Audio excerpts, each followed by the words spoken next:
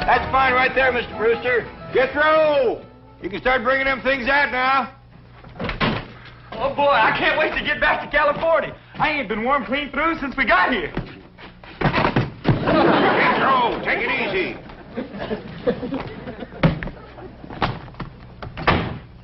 We've been sleeping on a hard floor. It'd be awful nice to get in a warm bed for a change. I'll take it, Jethro.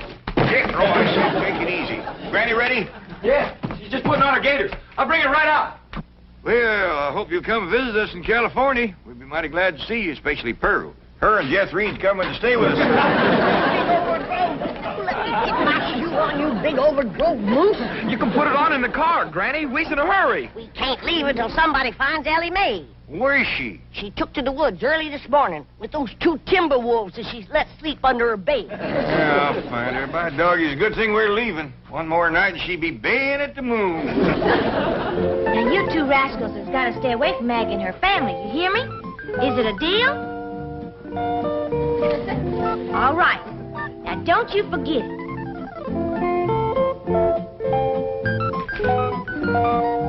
You seen them, Maggie. Give their word.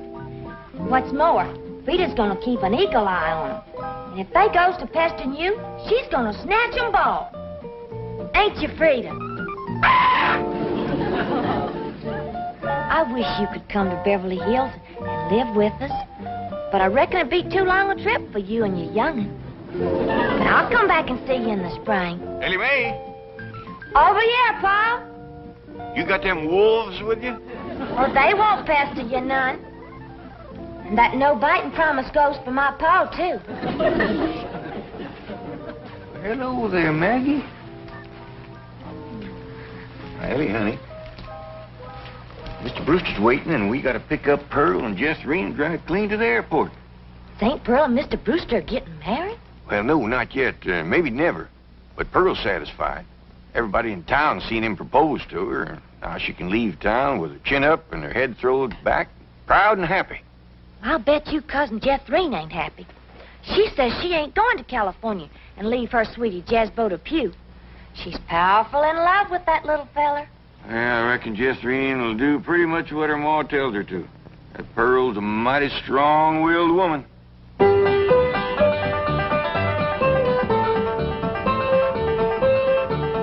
Jethrine's pretty near time for them to pick us up.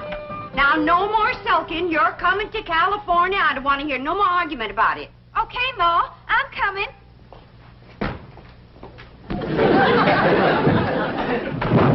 What in the world have you got there? It's the trunk, Ma. Well, I can see that, but what you got in it? Well, I got some clothes, and some shoes, and some food, and some water. I forgot the water. Water, why?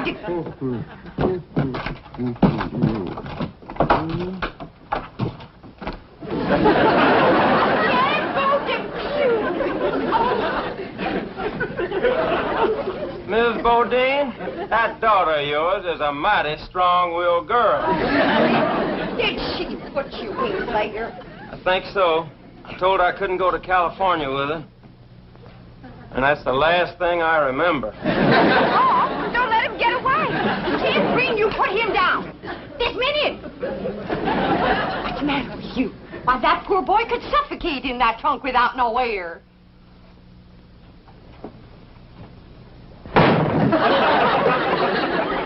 Jethrine, am I going to have to take a switch to you? Jethrine, honey, like I told you, I can't just pick up and go. I got a big business going here. Well, couldn't you be a traveling salesman in California? Darling, it's taken me years to build up this territory. And this is my big selling season. Well, I can knock down $100 in the next 2 or 3 months. And a fella don't walk away from a gold mine like that. Talking sense, Jethrine. But Uncle Jed's a millionaire, and Cousin Elly says they got plenty of room in that mansion. He could stay there with us. Jethrine, I got my pride. Well, I'd rather die than take charity from my sweetheart's kinfolks. Now, what sure you getting right to one another? Of course. And I'll be here when you get back. Oh, there they are. Now, Jethrine, you get ready to leave.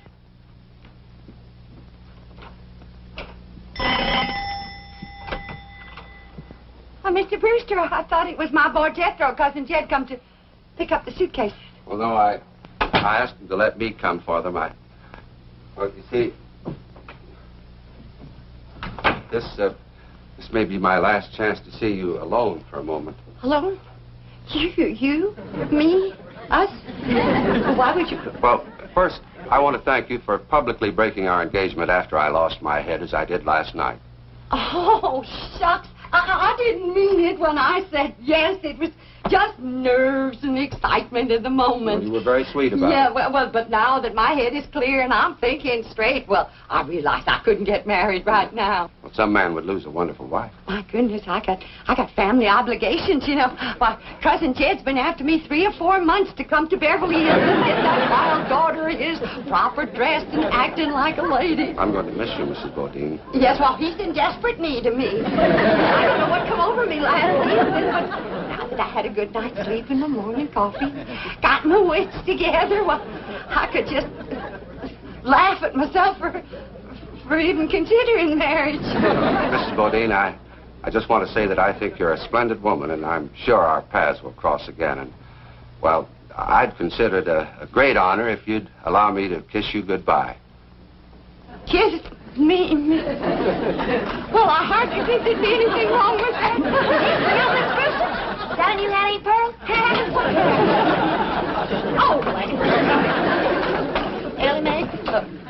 Jethrine's in there saying goodbye to her sweetie, Jazzbo Depew. So why don't you go in and say goodbye to him, too? Huh? All right. I ain't never met him. Jethrine, you're just going to have to get it through your head. I cannot go to California, and that's that.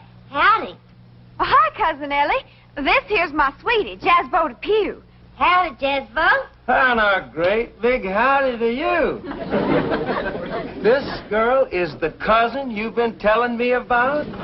Yeah, Jazzbo. She's the one we'll be staying with in California. Well, poke me another air hole, baby, and let's go.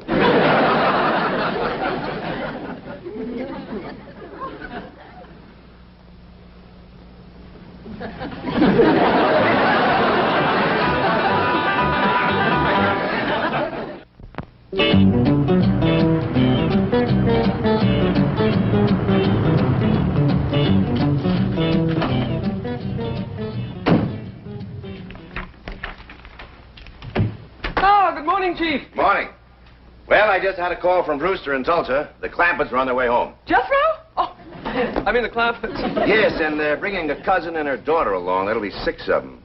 I think I'd better order an extra limousine. Chief, if I may suggest, the personal touch is very important to these people, and they are the bank's largest depositors. I would be happy to volunteer my car and myself. I can take at least half the load. Jethro. And the luggage. See, Chief, I have bucket seats, and Jethro is quite a bucketful.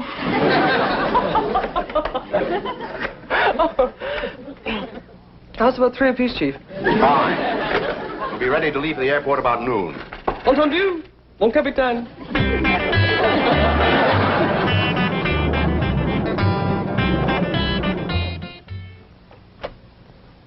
Time to leave for the airport, Miss Hathaway. Right.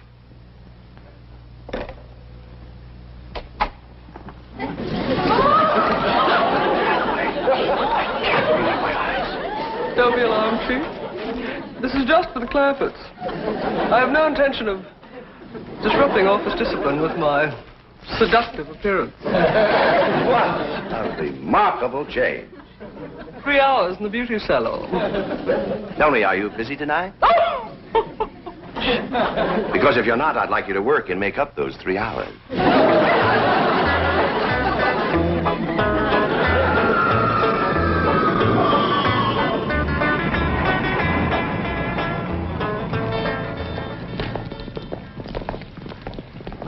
They could have missed the plane. Oh, impossible. Brewster phoned me after he put them on board. Oh, miss, are there any more passengers aboard? Yes, there are 6. Well, they appear to be hillbillies. Was there anything wrong with them? Oh, no. You see, we served lunch before we arrived, and they refused to leave the plane until they helped do the dishes. And we served 120 lunches. Well, here they come. Flight 201 for Chicago and New York is now loading at the East Concourse. Oh, thank you for sharing your food with us. And thank you for doing the dishes. You sure you don't want us to wash the windows? It won't take long if we all pitch in. Thank you. Drysdale, howdy. Welcome home, Mr. Clampetts. This here is my cousin, Pearl Bodie. Oh, howdy, Mr. Drysdale. Oh, excuse my wet hand. Oh, it's quite all right. Well, how did you enjoy your plane ride? I don't believe it. I plain don't believe it. It's a miracle. Oh, well, that ain't nothing. You ain't seen nothing, Pearl. Wait till we ride on that escalator. Yes. Well, my car's out in front, Mr. Clampett. Come on. Mon amour. That ain't my name. Who are you? I am a wild and mysterious gypsy. I have come to take you away to my gypsy camp. You got some food there? Well, I can't stay long, but I am kind of hungry. Helping wash all them dishes gave me quite an appetite. Jet, them stairs is moving. We're having a California earthquake. Pearl, them stairs are supposed to move like that. What for? I don't know, but that's what they call an escalator. Only thing is, last time we was here, they was moving the other way. Come on. Well, we ain't gonna get on them crazy stairs. Oh, come on, Pearl. Once you're on there, you like it. Welcome home, Elly Mae. Howdy, Mr. Drysdale. Welcome home, Granny. Thank you. Well, where's Jethrine? Last I saw of her, she was still eating.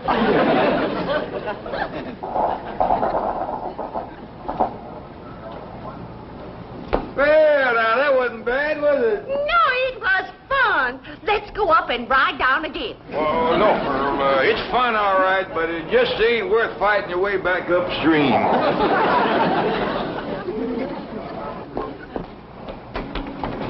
Jet, this place is haunted. A ghost just went through that door.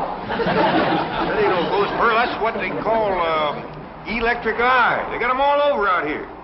Well, you go first. I ain't taking no chances on crowding a spook. Come on, Randy. I can get on that. Come on, Randy.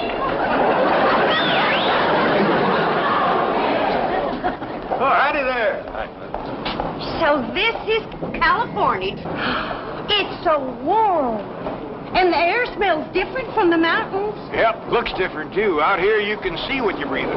Yeah, got a lot of body to it. I tell you, Pearl, there's some days when you can cut it with a knife. But don't try it, because it gets the knife awful smudgy. We can wait here in Mr. Drysdale's car till the rest of them come.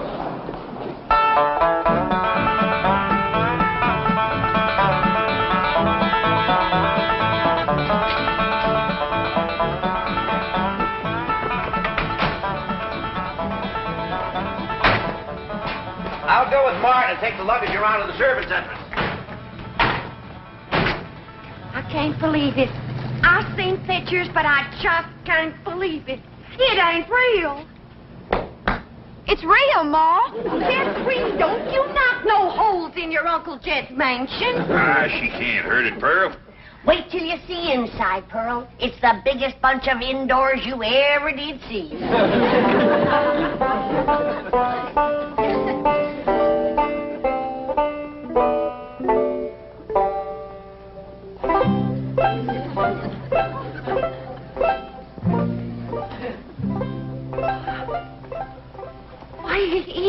It's a palace. There just ain't no other word for it. It's a dazzling palace. How do you get it started, Uncle Jed? Get what started? These here stairs. Ain't they like the ones at the airport? Oh, you got to climb those yourself. Come on, Jethrine. I'll show you upstairs. Granny, how do you ever wash that thing? Ain't washed it yet, Pearl. Oh, well, don't you worry. I'll do it. Pearl, now this here is what they call the drawing room. Drawing? Wait till you see this piano. The whole thing is hand-painted. Yeah, Pearl. Ain't that just about the prettiest piano you ever did see? It's got pictures on it.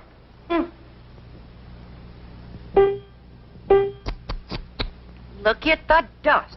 Granny, did you run up them curtains? No, they was here when we came. Well, as soon as we get settled, I'll run up some new ones. Them windows ain't been washed in weeks. Well, Pearl, you know, it's a mighty big house. It'd take a miracle woman to get it all done. Looks like I've come just in time, huh? Where's the kitchen, Jack? I'll show you. 32 rooms in this house, and something tells me it ain't gonna be big enough.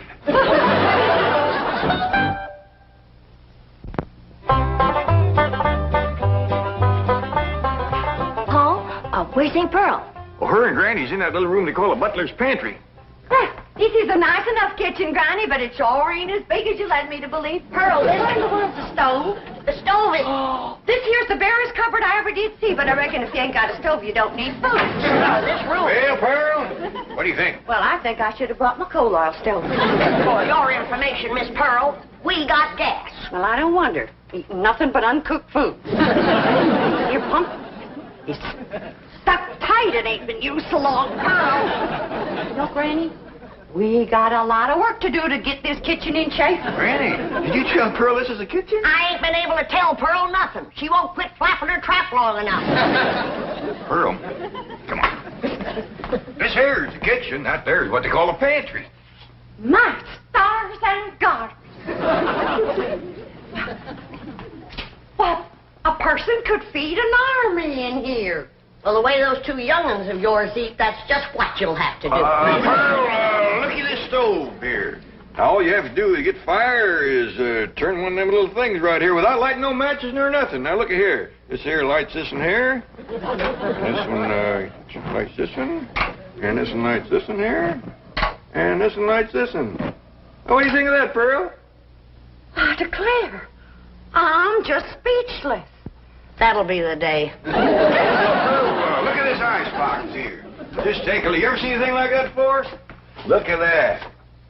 Well, I don't like to mention it yet, but somebody left the light a-burning in there. I reckon some people just don't care how they waste other people's money. The light comes on when you open the door.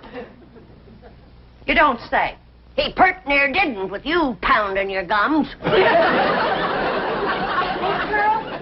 Hey, Pearl, Jethrine wants to know where's the suitcases, especially the big one with the sandwiches in it. But Jethro said he'd bring in the suitcases. Jethro? What happened to my boy? Where's Jethro? Well, the last time I seen him, a dark-haired gypsy woman was taking him away. A gypsy's got him. My baby's been carried off by the gypsy. Don't worry, Pearl. One meal and they'll carry him right back. They might have a little bit mixed up. Besides, Jethro is big enough to take care of himself. Yeah, Mama's in here. Come on in. My baby, where you been? With the gypsy woman? We stopped to get something to eat. I told you one meal and they'd bring him back. You gypsy kidnapper. I'm gonna snatch you both. Hathaway? What you doing being a gypsy? Just a little harmless fun, Mr. Clampett. When Jethro failed to recognize me, I couldn't resist continuing the masquerade. Ma, this here's Miss Hathaway, Mr. Drysdale's secretary. I'm happy to know you, Mrs. Botine. I have brought your son back safe and sound. Well, thank you. Yeah. Is your hair back? How about staying for supper, Miss Hathaway? Oh, I wouldn't want to be any trouble. Well, I figured with company at the table, there wouldn't be so much trouble. Wait till you taste Granny's sweet potato pie. Ain't nobody can make sweet potato pie like my ma. Now, they is both very fine, extra good cooks, but Pearl not knowing her way around the kitchen, I reckon... Oh, well, don't you worry none about that, Jed. I'll have this kitchen put in order in no time. It ain't out of order. Elly, you get rid of the ants. I'll start the cooking. What ants? Start with your Aunt Pearl. Well, I like that. I'll bet you won't like what I'm going to say next. Girls, I got an idea. Now, Pearl, you know there ain't nothing more soothing and appetizing than a mess of piano playing and sweet singing before supper. But I figure a body can't be doing that and cooking at the same time. No, I don't think they hardly could, Jed. Right. Now, somebody will get Mr. Drysdale. We'll all sit around while supper's cooking and listen to the kind of music that has made the name of Bodine famous from Oxford to Eureka Spring.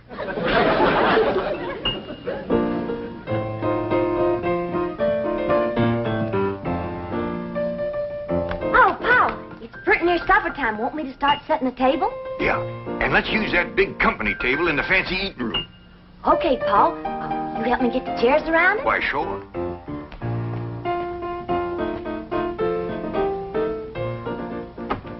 Leave the door open so as we can hear the music. Okay, Paul. I'm kind of glad we got company so we can show off this fine eating table. Yeah, we ain't used it since Thanksgiving. Has Granny figured out a way to get this tablecloth unstuck yet? No, she ain't, Paul. She even tried to steam it off. Couldn't get loose. She said if she didn't know better, she'd think somebody stuck it down on purpose. Well, I'm glad I got all my pot passers notched. Come in real handy. See? You find out there that you want, you can reach for it and get it or pass it without bothering the fellow sitting next to you. Yeah, the good thing about this table is things can't go a-sliding off. Oh, I gotta tell Granny. Since we're gonna use this table, she can leave the victuals right in the pots. Doggies, you Pearl getting fancy.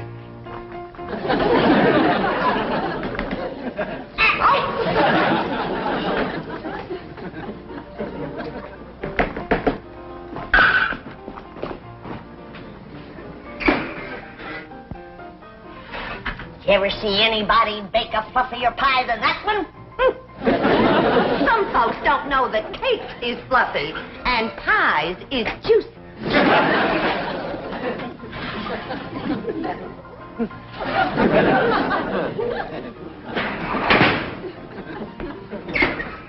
It fell. You did that on purpose, Pearl Bodine.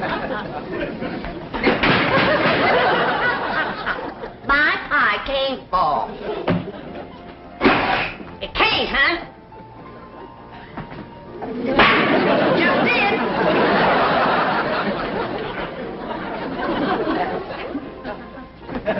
Granny! Pearl, I ain't never heard you play the piano any prettier than you're playing that racket. You ain't playing the piano. You betcha I ain't.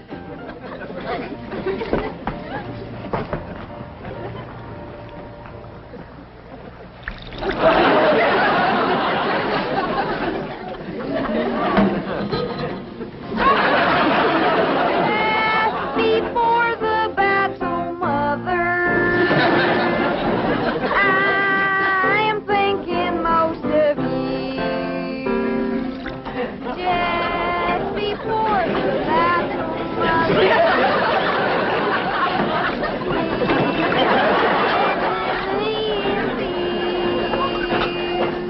How I wish, dear sweet mother,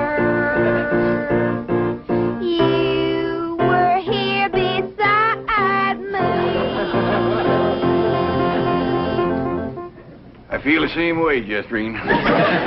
Drysdale, have I got enough money to take everybody out to a nice eating place? Mr. Clampett, with your money, you can buy the finest restaurant in Beverly Hills. Before the battle's over, that's just what I might have to do. Come on, everybody.